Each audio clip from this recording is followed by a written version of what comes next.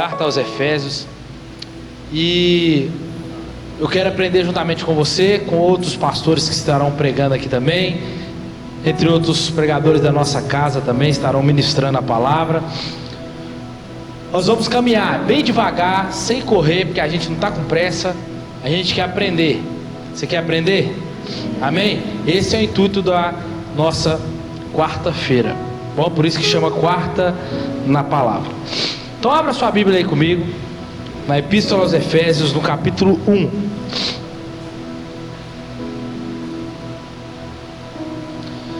Só reiterando aqui o recado do Rafa. Domingo eu te espero aqui, hein? Para o nosso café da comunhão. Traz alguma coisa bem gostosa aí, para a gente poder participarmos juntos. Vai ser um tempo especial para nós como igreja, para termos mais ainda um tempo de unidade, comunhão.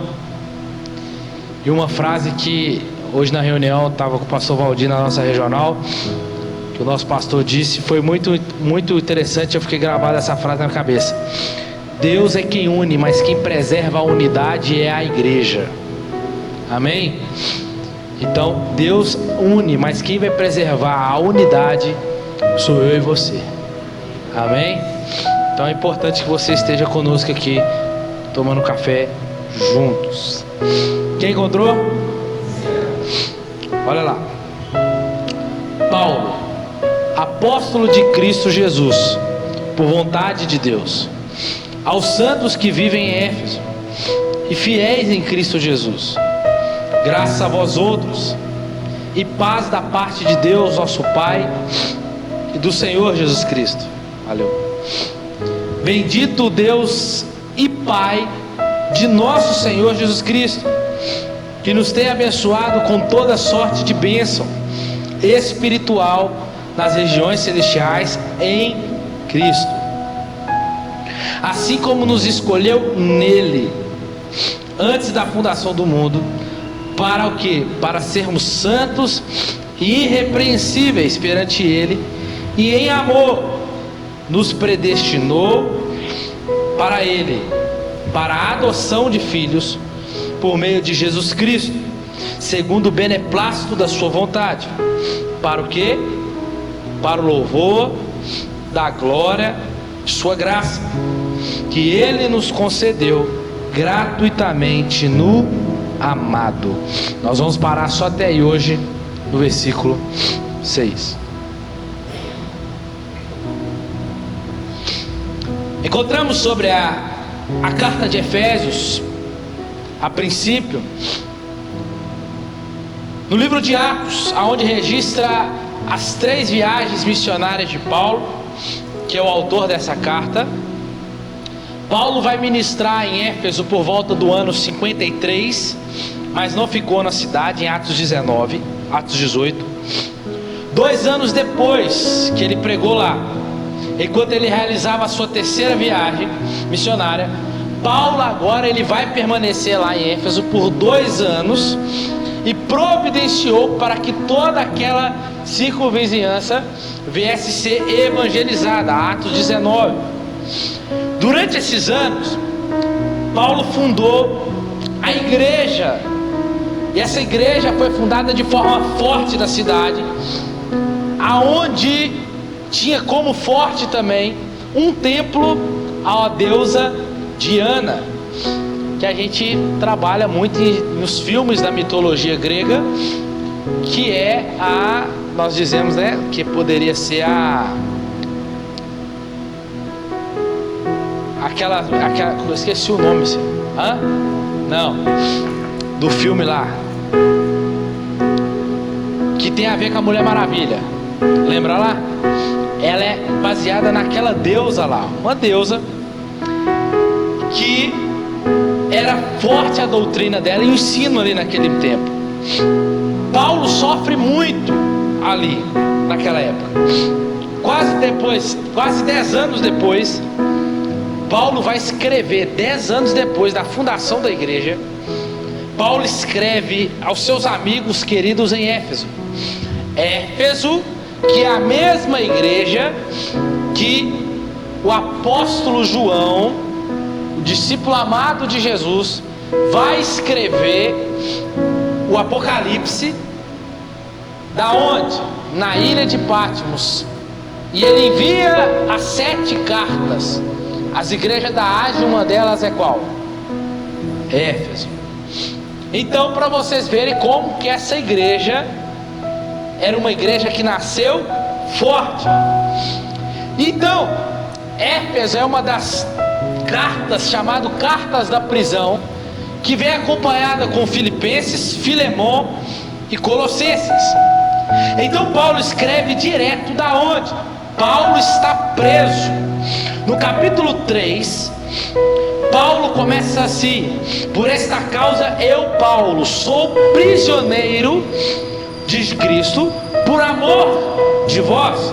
No capítulo 4, versículo 1, Paulo começa assim: rogo-vos, pois, eu, o prisioneiro no Senhor, porque eu estou preso é por causa da causa do Senhor, que andeis de modo digno.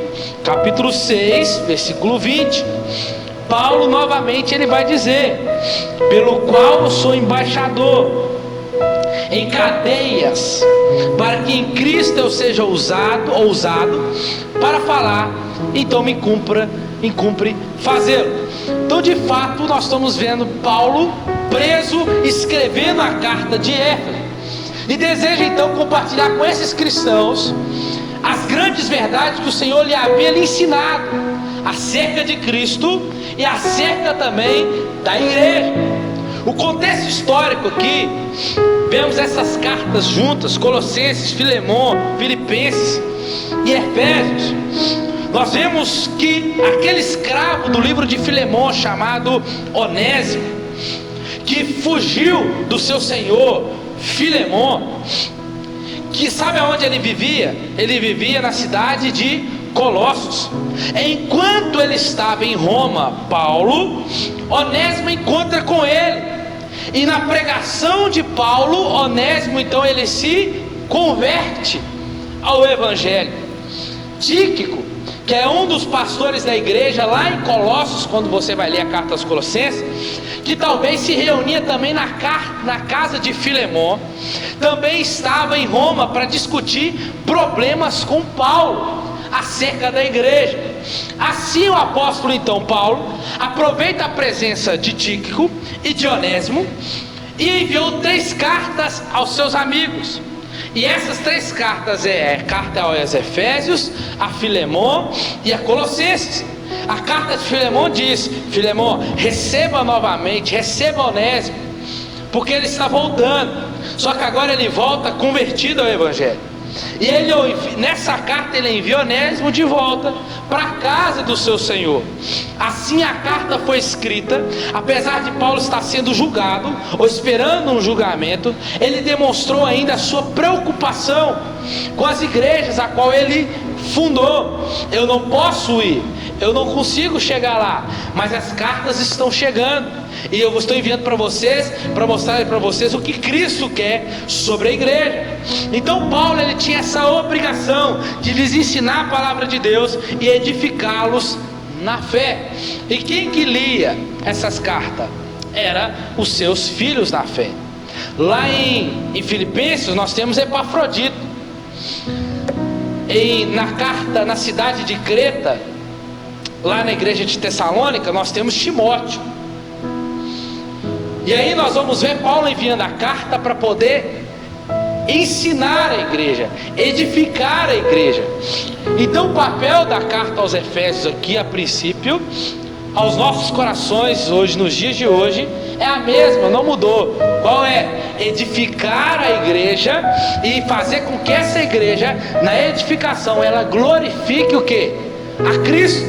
Ela reflita a imagem da glória de Deus. Amém? Então vamos lá. A carta. Se você quer aprender mais um pouco, valeu. O negócio tá tenso, irmãos. Tenso. Tomei 2 remédios para chegar aqui. Então nós vamos lá. Se você quiser aprender mais um pouco sobre Efésios, aí você lê Atos capítulo 18, Atos capítulo 19, vai estar lá. Mas vamos lá. Versículo 1. Paulo, apóstolo de Cristo Jesus, por vontade de Deus, aos santos que vivem em Éfeso. Segundo o costume de Paulo, a carta inicia com uma saudação e termina com a bênção. De início, Deus, por assim dizer, entra na igreja reunida para adoração e sopra a sua bênção sobre ela. Permanece com ela durante o serviço de culto e em seguida sai, porém não da igreja, mas sim com a igreja. Todavia, é Paulo mesmo quem está falando por meio dessa carta. Ele não está copiando uma mensagem gravada, ele mesmo está escrevendo. Efésios não é um pergaminho de copista e nem tampouco uma fita cassete gravada.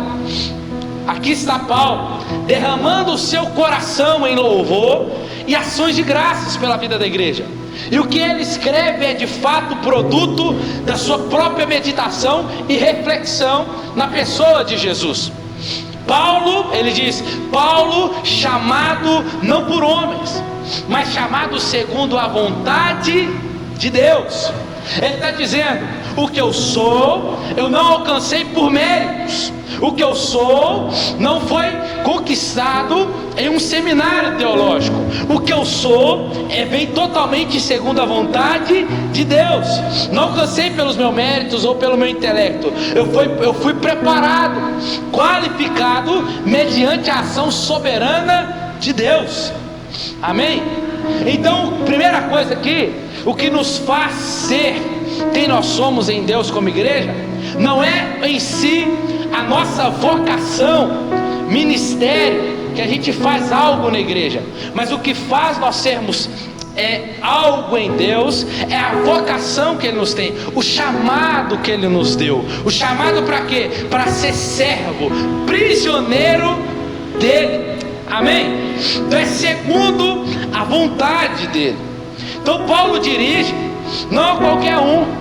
Outrora nós vamos ver no livro de Atos que Paulo, ele era, antes dele ser chamado em si, Paulo ele estuda nos pés de Gamaliel, mas ele fica por volta mais ou menos 14 anos assentado construindo tenda, até que um dia aparece Barnabé para chamar ele, para ele começar o seu ministério. Então nesse tempo todo Deus está fazendo o que com ele? Deus está o forjando, Deus está preparando para o que nós estamos pregando aqui nessa noite. Então Paulo dirige não a qualquer um. Essa carta não é para alguém que é ímpio, mas para os santos. Ele está dizendo aos santos que vivem em Éfeso. A ideia de santos aqui é que aos santos, aos separados, tem alguém próprio a essa carta. Essa carta não está sendo enviada a qualquer um. Essa carta está sendo de forma peculiar enviada a um grupo que se chama igreja, os separados. Amém? Então, os santos e fiéis que estão em Éfeso, esses santos que foram separados pelo Senhor, a fim de o glorificarem. E esses santos são santos vivos, não mortos, apesar de outrora estarem mortos em seus delitos. Nós vamos aprender Efésios, e pecados, mas eles são santos que foram separados depois que Cristo encontrou com eles. Também fica claro que jamais realizam um milagre, apesar de ter experimentado um. Qual foi o milagre, irmãos? Irmãos, se você se perguntar, pastor, nunca viu um milagre, pastor, nunca experimentei um milagre, então você não é salvo, porque o maior milagre que eu e você recebemos foi o milagre da salvação. Amém? Esse é o nosso maior milagre. Foi algo surpreendente, que foi o próprio Jesus fazendo em mim e em você. O termo santo aqui aplica-se àquele que creu em Jesus, uma pessoa que está viva, não só fisicamente, mas espiritualmente. Então é alguém que é separado. Esse alguém que é separado, ele é santificado, ele é colocado à parte, dizendo que retirado do mundo e colocado em Cristo. Nós sempre vamos ver essa parte aqui aos Efésios, sempre Paulo falando assim, em Cristo, em Cristo, em Cristo. Você vai entender Por que Paulo tem essa linguagem? Então o cristão ele está no mundo fisicamente, mas não é do mundo espiritualmente. Então de que maneira essas pessoas em Éfeso se tornaram santas? De que maneira? A resposta está em duas palavras: fiel, a fidelidade e também a graça de Jesus. Então Paulo ele não está dirigindo a dois grupos distintos dentro da igreja, aos fiéis e aos santos. Não, ele está dirigindo a um só, que é fiel e que é santo. O termo fiel é aquele que crê em Jesus. Essas pessoas não serão salvas porque levaram uma vida fiel, mas sim porque depositaram a sua fé em Jesus Cristo e receberam a salvação. Já o termo graça refere-se então à bondade de Deus para com pessoas indignas, para aqueles que se reconhecem que é indigno. Então, tem alguém aqui que era indigno? Se você bate a mão no peito e fala que você era digno de receber alguma coisa, então a graça não é para mim nem para você, tá?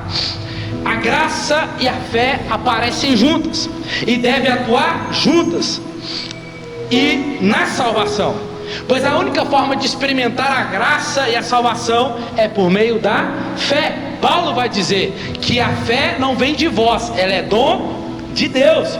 Então a fé, até para você crer, não foi obra minha, não foi por mérito nosso, ela vem do próprio Deus. Então se Deus não intervir primeiro lá nesse mundo tenebroso, ímpio, irmão, pode fazer o que quiser, eu posso fazer o que quiser, mas se Deus não intervir na situação daquele que está morto lá fora, não adianta, não vai ser gerado fé. Deus não vai trazer aquele que está morto. Então só o Espírito Santo que pode gerar isso em nosso coração. É por isso que não é eu que encontrei Jesus, não foi eu que o aceitei nesse sentido, mas foi Ele que me encontrou, amém? Foi Ele que nos encontrou, foi Ele que nos aceitou primeiro. Por isso que Jesus disse: não foste vós que me escolhestes, mas eu escolhi a vós outros. Porque a gente não queria Deus não, irmãos. Quando Jesus nos encontrou, nós estávamos mortos nos nossos delitos e pecados. Morto não tem vontade. Cutuca o morto lá, pergunta se ele quer água,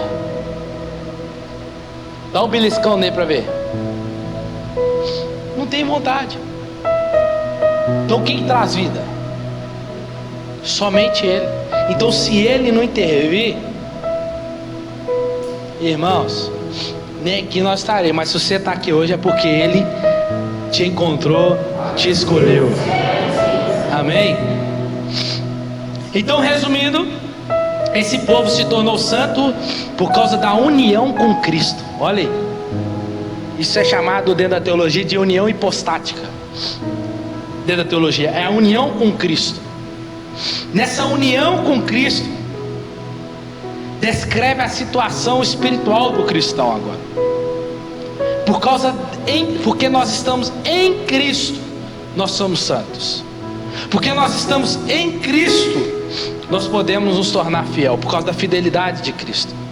Então, agora nós podemos em Cristo lançar as mãos nas riquezas em Cristo. Por isso que Paulo vai dizer aos Romanos que Ele nos fez não só herdeiros, mas co-herdeiros com Cristo. Ele está dizendo que nós passamos a ser participantes. Essa palavra co-herdeiro está dizendo que nós passamos a ser participantes da mesma herança que está em Cristo, agora também está naqueles que creram em Cristo.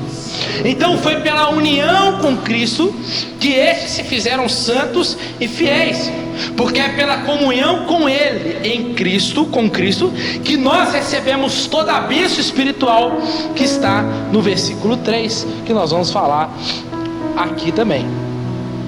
As bênçãos que veremos daqui a pouco. Então, se não fosse pela conexão com Cristo, uma conexão infinitamente estreita, tais pessoas como eu e você não seriam santas e nem crentes. Por quê? Por que nós amamos a Cristo? Porque Ele mesmo disse, porque Ele nos amou primeiro. Só por causa disso. Então, entenda, não é sobre o que eu e você fazemos para ser santo. foi eu e você que escolhemos Ele. Por causa de Cristo nós temos vida hoje.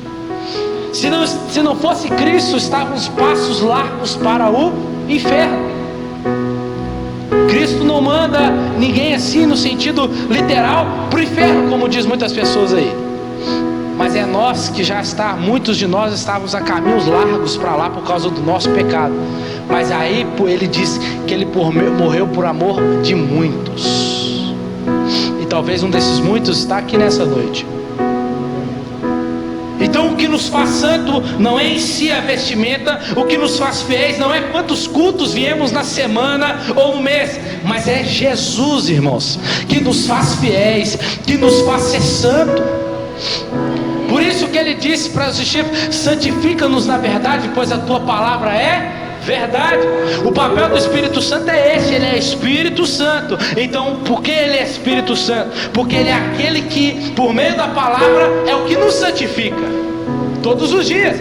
Então é por meio da exposição da palavra, da pregação do Evangelho, que nós somos limpos todo dia. Nós somos confrontados todo dia. Vai gerando mudança de caráter em nós, para que nós venhamos mudar. Porque quem faz isso? A palavra, e o Espírito Santo vai agindo por meio dela. Então é Ele que vai dizendo para você: tira isso, para com isso, larga isso. É Ele que vai preparando a igreja. Por isso é a necessidade de nós ouvirmos sempre a verdade do Evangelho. Amém? E aí vamos para as bênçãos agora. Versículo 3 ao 6. O objetivo e o alcance das bênçãos. Ele diz: bendito seja o Deus Pai de nosso Senhor Jesus. Só uma observação interessante aqui. Nós vemos a Trindade aqui. Nós não vamos encontrar na Bíblia a palavra Trindade. Nós vamos encontrar o Deus que é triuno: o Deus Pai, Deus Filho e Deus Espírito Santo. Aquele que é como se fosse o 3 em 1. Vários vão tentar explicar, dizendo que o gasoso, o líquido é líquido, o gasoso e o sólido. Não, nada disso. São 3 pessoas com funções diferentes, a qual são A matéria mais difícil de explicar dentro da teologia é chamada de a Trindade. Mas nós vemos ela aqui, tanto no Antigo como no Novo Testamento. Então, versículo 3 ao 6, nós vemos Deus Pai, que é o que nós vamos falar aqui hoje. No versículo 7 ao 12, no qual temos a redenção pelo seu sangue, a remissão dos pecados, segundo a riqueza da sua graça, que Deus derramou abundantemente sobre nós toda a sabedoria e prudência, desvendando-nos o mistério da sua vontade, segundo o seu beneplácito que pusera em Cristo. E aí por diante até o 12, a fim do louvor para a sua glória, nós que de antemão esperávamos em Cristo, Deus Filho. Versículo 13 e 14, em quem também vós, depois que ouvistes a palavra da verdade, o evangelho da vossa salvação, tendo nele também fostes selados com o quê? Com o Espírito Santo. Então nós vemos a Trindade trabalhando junto aqui na igreja. Amém? Olha que interessante, os 3 trabalhando. O papel do Espírito Santo é fazer isso aqui, ó, como esse refletor aqui, ó. É apontar para Jesus, é glorificar Jesus. Por isso a centralidade da igreja tem que ser Cristo. E o Espírito Santo é Ele que leva a igreja a adorar Jesus, a glorificar Jesus. E na medida que a igreja vai glorificando a Jesus, a igreja também vai sendo edificada. Amém? E aí nós vemos a bênção do Deus Pai aqui agora. E aqui no início Paulo está atribuindo a Deus Pai, Pai de nosso Senhor Jesus Cristo. Entenda uma coisa: Deus é Pai de Jesus na sua natureza humana. Por isso Jesus sempre se referia a Deus como Pai. Jesus não veio para trazer uma religião, não veio para apresentar um Deus. Jesus veio para revelar um Pai. Essa é a diferença de todas as outras religiões. Mas Ele também é Deus. Então nós temos um Pai. O que Paulo está ensinando aqui? Que nós temos um Pai que é Deus, da mesma forma que Jesus ensinou. Porque Jesus, além de ser Deus, ele também era homem e verdadeiro Deus. Então ele atribui a honra a ele, a devido, pelas bênçãos espirituais passadas. Quais são as bênçãos que em Cristo estão? E se essas bênçãos estão em Cristo, então logo aqueles que creu em Cristo e na sua obra têm essas bênçãos também disponíveis. Amém? E quais são essas bênçãos? O texto vai nos dar. Versículo 4. Deixa eu ver. Versículo 4. Quais são as bênçãos? Ele nos escolheu, elegeu. Ele nos predestinou. E ele também nos adotou. Eleição, redenção e justificação. Então vamos lá. Ele atribui a honra pelas bênçãos espirituais. Paulo está agradecendo, enaltecendo aqui a graça de Deus. Em Cristo Deus nos fez ricos quando nascemos de novo e passamos a fazer parte da família de Deus. Então logo passamos a ser o que? Ricos, porque agora nós temos a riqueza de Cristo. Por meio de Cristo temos parte nas riquezas da graça de Deus, nas misericórdias e nas insondáveis riquezas em Cristo. Riqueza espiritual aqui. Nessa carta Paulo explica o que são essas riquezas e como podemos fazer uso disso e ter uma vida cristã verdadeira. Porque entenda uma coisa aqui. Ele diz que nós temos toda a sorte de bênçãos espirituais. No Antigo Testamento, Deus prometeu bênçãos materiais a Israel. Seu povo aqui na terra prometeu a eles como recompensa da sua obediência.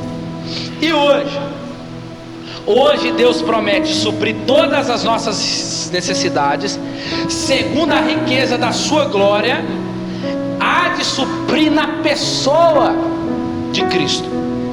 Mas não podemos nos resguardar da pobreza e da dor.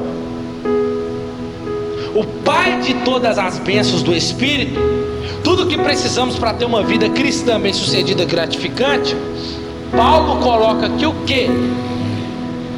As bênçãos espirituais. Porque o espiritual é mais importante que o material. Por isso que Paulo nos chama a atenção às bênçãos espirituais. Ele não se atém às materiais. Por que ele não se atém? Porque essas bênçãos materiais Deus dá.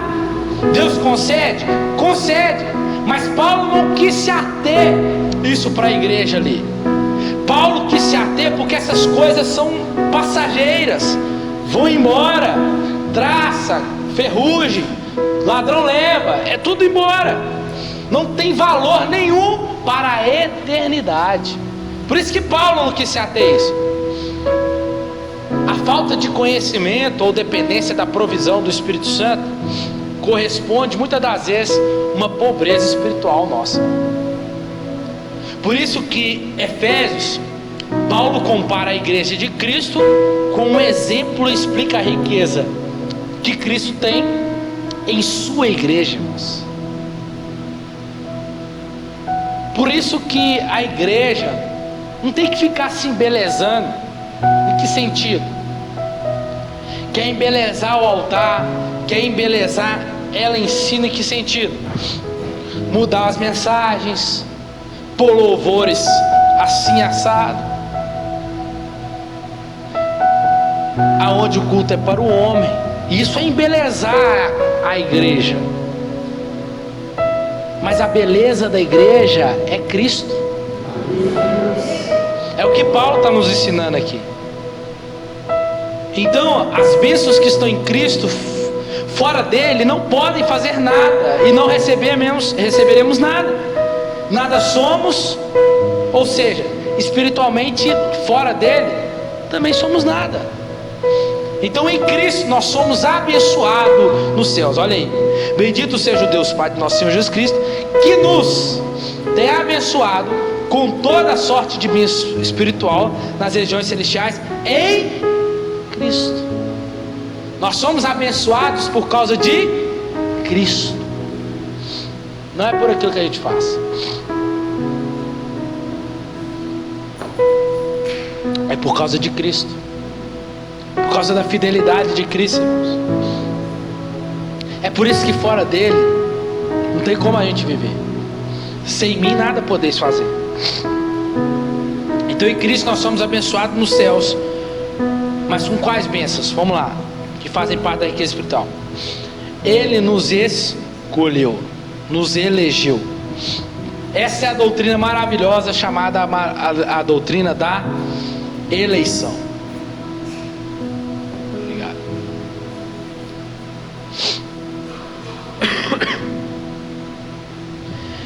Eleger, o que significa eleger?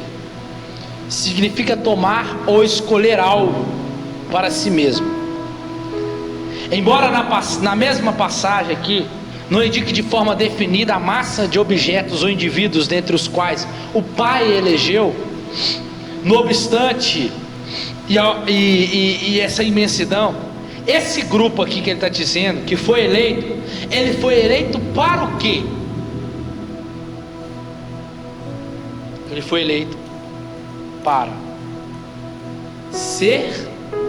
O texto está aí, o texto mesmo está respondendo aí, ó. Nos escolheu nele antes da fundação do mundo para sermos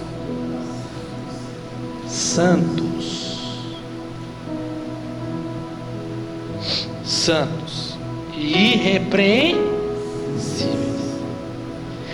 Primeira coisa aqui então, a salvação não começa com a gente. A salvação começa com quem? Deus. Sempre foi com Ele. Jesus disse em João 15,16: não foram vocês que me escolheram, pelo contrário, eu vos escolhi, vós outros. Jesus disse então, e nos mostrando que,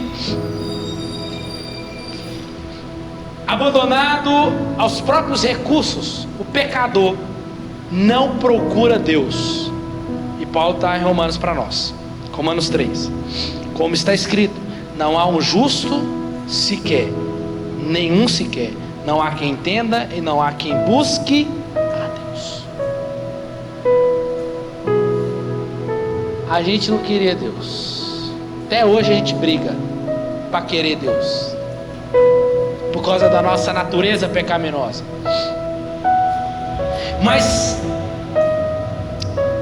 Deus, em seu amor, é que Ele procura o pecador. Ele nos escolheu antes da fundação do mundo. Que é isso? Antes dele criar o universo, de modo que a nossa salvação deve inteiramente a sua graça, e não sobre algo que tenhamos feito. Irmãos, não adianta. Você pode falar, você pode pregar, a gente vai pregar, porque essa é a ordem. A fé vem pelo ouvir a palavra. Você pode pregar, você pode falar, mas se Deus não intervir, não vai ser salvo. Então, a bênção da eleição aqui, e a eleição Ele nos escolheu em Cristo, não em nós mesmos. E a eleição é um privilégio, mas que traz grandes responsabilidades a nós. Então a bênção da eleição, que é a escolha de Deus, não em mérito, mas antes de tudo fomos eleitos para sermos santos e irrepreensíveis. Edgar, então se eu não estou sendo santo, estou sendo todo o tempo repreendido, logo então está em xeque o que? A minha eleição. Então de fato eu não fui escolhido. Edgar, então pode ser que eu possa viver anos e anos na igreja e ainda assim eu não ter sido eleito? Sim.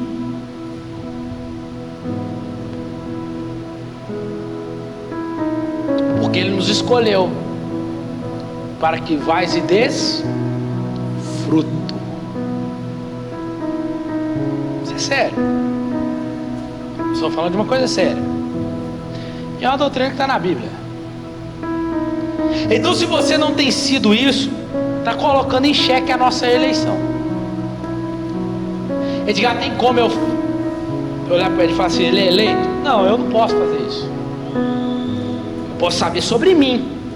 Sobre mim. Nessa noite aqui, você tem que ter discernimento sobre você.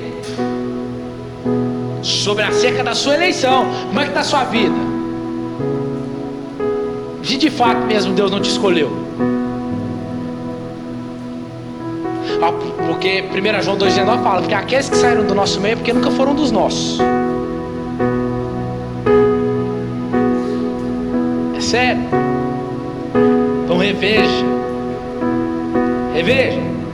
Porque a gente pode estar vivendo aqui, sendo talvez igreja, ou achando que a nossa vida,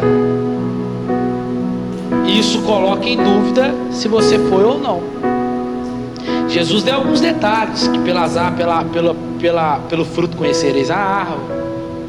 O Filho testifica com o Espírito testifica com que nós somos filhos.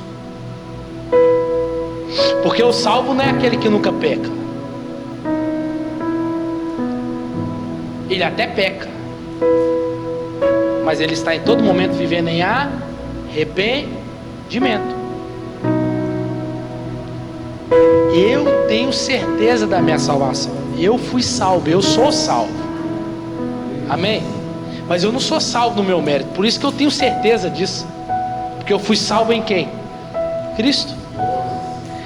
E aí ele disse que é Ele, Pedro vai dizer que é Ele que sustenta nas suas próprias mãos a segurança da nossa salvação. Está nas mãos dele.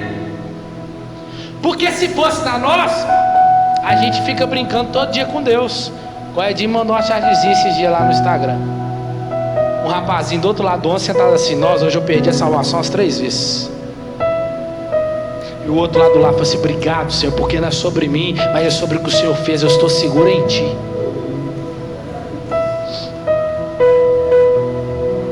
Porque a gente vai dormir, a gente às vezes corre de madrugada, porque não orou pedir perdão pelos pecados. Se Jesus voltar agora,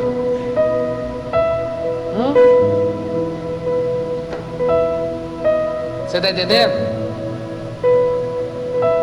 Por isso que o salvo, mas Edgar, peraí, e a graça? Senão a gente banaliza a graça. Sim, tem que tomar cuidado. Por quê? Paulo vai dizer em Romanos capítulo 6, que diremos pois? A manifestação da graça, logo então eu posso, usando as minhas palavras, posso continuar abusando porque eu fui salvo? O salvo vive como salvo. Se eu bato a mão no peito e digo, sou salvo, sou eleito, e continuo vivendo uma vida promíscua, uma vida de pecado, o que isso está nos ensinando? Que eu nunca fui salvo. A sua vida vai dizer se você foi ou não, irmãos. Se a gente busca sempre arrepender, sempre se limpar, pode ter certeza, porque é o Espírito gerando isso em você, logo então você é salvo. Ele te escolheu. Por quê? Porque aonde não há santidade, não houve escolha, pois a santidade é o reflexo da escolha de Deus. Amém? Então a doutrina da eleição não foi inventada por Agostinho, por John Calvino. Pelo contrário, é sem dúvida uma doutrina bíblica. Paulo vai dizer em Efésios, Paulo vai dizer aos Romanos, Paulo vai dizer aos Tessalonicenses. Então, e nenhum cristão bíblico pode ignorar ela ou achar que é heresia. Nunca foi. A Bíblia não só não discute o tema, mas nos proíbe de discuti-lo.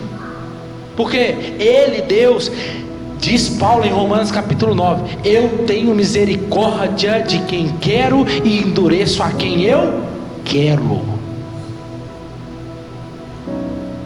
Eu farei para mim vasos de honra, mas também vasos que são para desonra. Deus cumpre o propósito dele usando Pilatos para levar Jesus para a cruz. Deus cumpre usando a Babilônia, o Império Assírio, para cumprir o quê?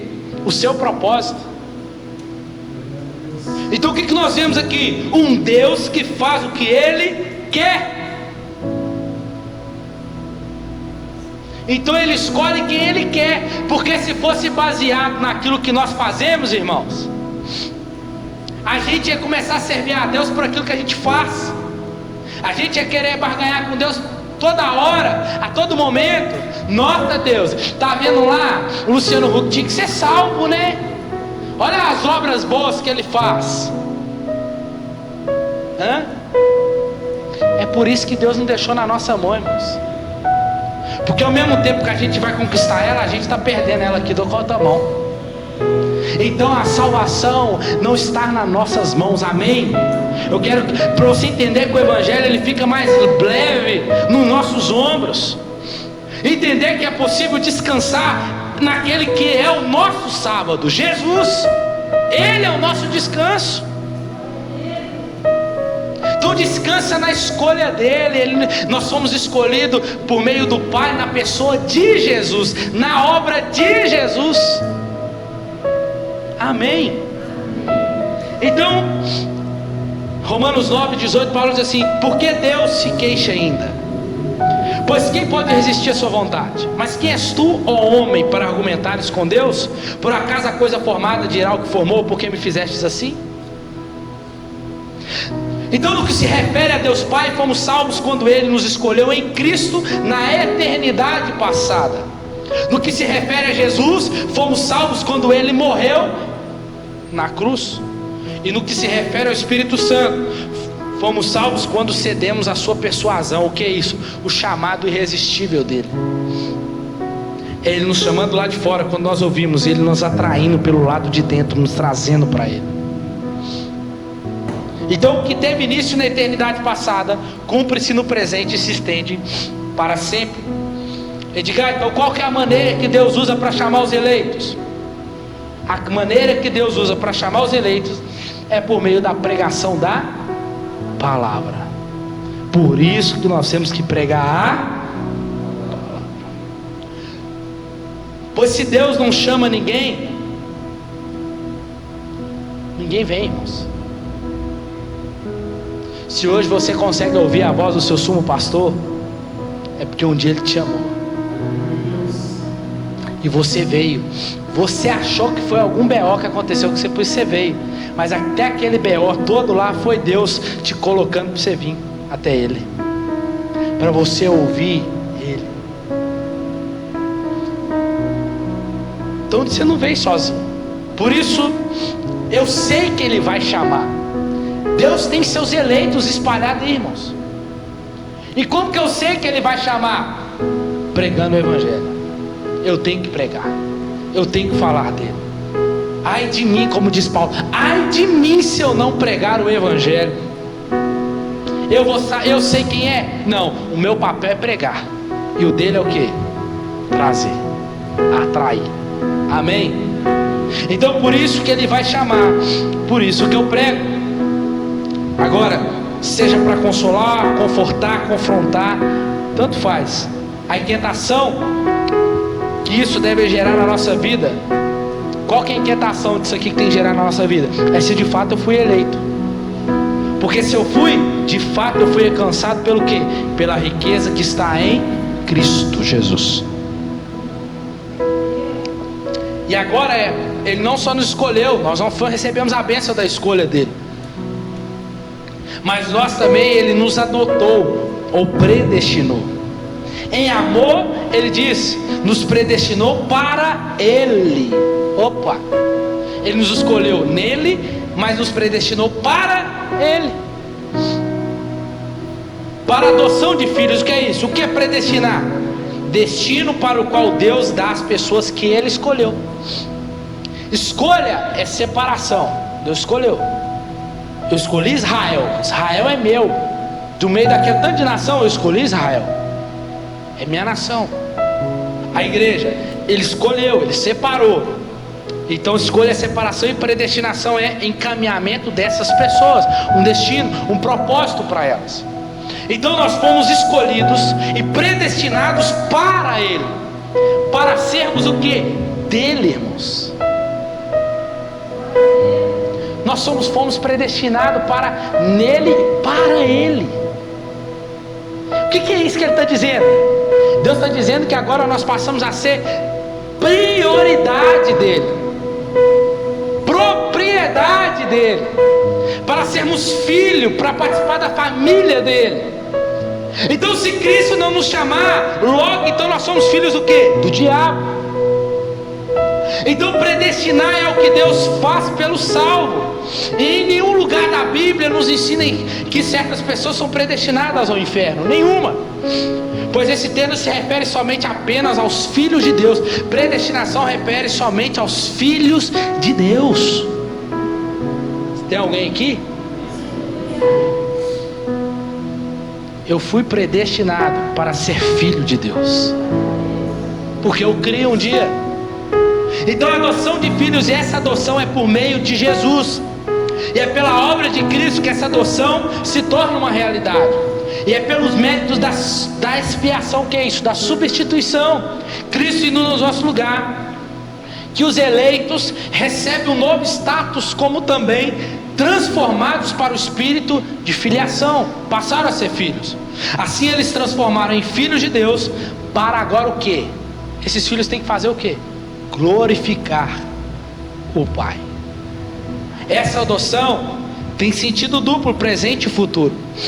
Não entramos na família de Deus por adoção, mas sim por regeneração, novo nascimento, transformação. É quando a gente faz parte da família de Deus. E quando nós nascemos de novo, não é quando batiza. Nasce de novo quando Cristo nos encontra. Quando aquele dia que você levantou a mão para o céu, que o próprio Espírito Santo te impulsionou, você entregou a sua vida para Jesus. Foi Ele que... ali você está nascendo de novo. Então, a adoção é o ato pelo qual Deus coloca os que nasceram de novo em uma posição agora de filhos adultos dentro de sua família. Ele faz isso para que possamos começar de imediato a nos apropriar da herança e desfrutar das riquezas espirituais que estão em quem? Em Cristo. O sentido futuro da adoção, estamos terminando já. Encontra-se em Romanos 8:22, que é o que? Porque sabemos que toda a criação a um só tempo geme e suporta angústias até agora. E não somente ela, mas também nós, que temos as primícias do Espírito, igualmente gememos em nosso íntimo, aguardando a adoção de filhos, o que? A redenção do nosso corpo. Quando Jesus Cristo voltar, essa adoção agora passará a se tornar pública. Todos saberão que somos filhos. Então só é filho aquele que o Pai escolheu, predestinou para ser filho nele. Então aqueles que dizem sou filho de Deus, também sou, né? Não, mas eu creio nele. Se crê, a vida tem que estar andando junto com aquilo que você crê. Logo então você é uma criatura, como os pássaros e os animais de Deus. E aí, olha que lindo, Paulo diz: por meio de Jesus Cristo, segundo o beneplácito da sua vontade. Que é isso? O Pai foi movido por amor em nos eleger. O Pai predestinou-nos por amor em nos adotar como filhos. Ele não viu nada, irmão. O que tinha de bom em nós? Nada, irmãos. Você acha que Deus te viu hoje com a chapinha no cabelo, com a maquiagem bonita no rosto? Deus me viu porque achou bonito. Não, irmãos, a gente tinha... O que a gente tinha de bom para oferecer? Nada, irmão. Só pecado, mãos sujas, coração sujo. Então Ele nos adota, nos predestina em amor. Portanto, o que Ele fez não foi resultado de uma simples determinação, e sim um ato supremo dele, de deleite, de prazer. Ó, um exemplo aqui. Uma pessoa poderia estar plenamente determinada a apenas plantar lindas rosas no jardim. Ambas são aspectos da vontade. Entretanto, só a última constitui o motivo do deleite, ou seja, beneplácito de sua vontade. O que é isso? O que? Assim Deus não aflige de bom grado, Ele se deleita. Deus sente prazer na salvação dos pecadores. O que é isso segundo o beneplácito da sua vontade? O que é? Tudo isso Ele fez pelo seu prazer, para louvor da sua glória. Por que Deus faz o que Ele faz? Para a sua glória, a qual Ele não divide, a qual Ele não dá a outro. Por que Deus nos permite passar por tanta aflição? Para louvor da sua glória. No final, é Ele que vai receber toda a glória. Você está aqui? Por quê? Deus sabe o que faz, e nós sabemos o que diz. Esse é o propósito último, para que fôssemos o quê? Então, Ele nos elegeu, Ele nos predestinou, nos adotou para sermos o quê? Filhos, mas filhos o quê? Santos e irrepreensíveis perante Ele. Logo recebemos a adoção. É o resultado da obra toda. E qual é o resultado? O louvor para a sua glória, irmãos. Então a nossa vida como igreja, como filhos, tem que resultar na glória de Deus, a qual Ele concedeu graciosamente no amado, que é o versículo 6. Entenda, quando o Pai confere um favor, Ele faz com alegria de coração, sem restrição. De forma tão generosa Ele derrama a sua graça sobre nós. Por isso que está escrito lá em Romanos 8:32, que aquele que não poupou o seu próprio filho, mas por todos nós o entregou, será que nos dará graciosamente com Ele todas essas coisas? O Pai deu o Filho graciosamente, irmãos. Em Cristo nós somos aceitos por Deus. Não podemos fazer a nós mesmos aceitáveis a Deus. Nossa justiça, como Isaías diz, é como trapo de imundícia aos olhos dele. Mas Ele, por sua graça, nos fez aceitável em Cristo. Por isso que Paulo diz aos Colossenses: Cristo habita para sempre no amor infinito de Deus. E como nós estamos em Cristo, o amor de Deus para com Cristo está em nós de uma maneira maravilhosa. A palavra em Cristo é nós estamos dentro de Cristo. Então quando Deus olha para nós, Ele vê quem? Cristo.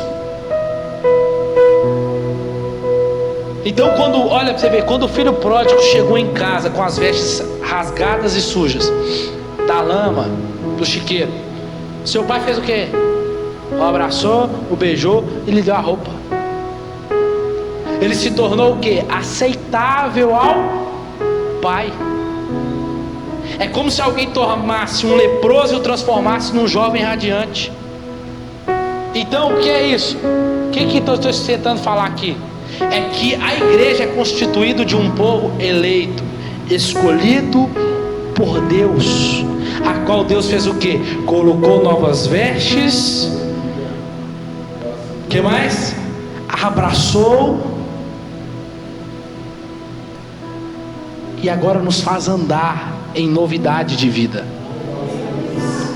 Então a igreja é constituída um povo eleito, predestinado. O que é isso? O destino que Deus dá àqueles que escolheu, para nos, pela adoção de quê? De sermos filhos de Deus.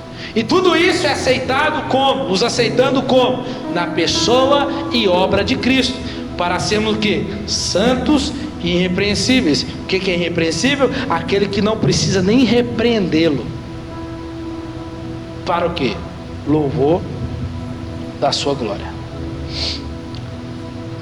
as aplicações para a gente fechar aqui. Tudo que Deus faz é para a sua glória. A salvação é obra dele, ponto final. O homem não tem participação na salvação, em nada, nem um didim, nada. O Pai que amou, o Pai que escolheu, o Pai que predestinou e nos adotou para a sua glória.